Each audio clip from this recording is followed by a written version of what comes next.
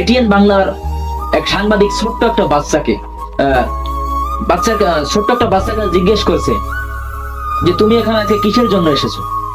সে বাচ্চাটি বলছে আমি বিচার চাইতে আসছি। কিসের বিচার? যে আমার যে ভাইদেরকে বিনা কারণে শহীদ করা হয়েছে, সেই ভাইদেরকে কেন শহীদ করা হলো সেই বিচার চাইতে আসছি। তার কাছে জিজ্ঞেস করা হলো তুমি এখন কি চাও? সে বলল প্রতিবাদ। তারপর বলছে আমি আরেকটা চাই যে শেখ হাসিনা যেন ক্ষমতা থেকে নেমে যায় এবং মিজানুর রহমান আজহারি যেন ক্ষমতায় বসে যায়।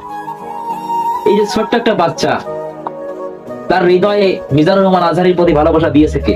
আল্লাহ পাক রব্বুল আলামিন ঢেলে দিয়েছে। প্রতিটা যুবকই এখন চায় যে মিজানুর রহমান আজহারি যেন বাংলাদেশের প্রধানমন্ত্রী হয়। সে তো দেশে ফিরেই আসবে ইনশাআল্লাহ, আজ হোক কিংবা কাল। বাংলাদেশের সন্তান বাংলাদেশে ফিরে আসবেই। যারা তাকে এই দেশ ছাড়া করেছিল তারা কেউ এখন দেশে নাই। তাদেরও এই দেশে পাওয়া রাখতে গেলে এখন ভাবতে হবে।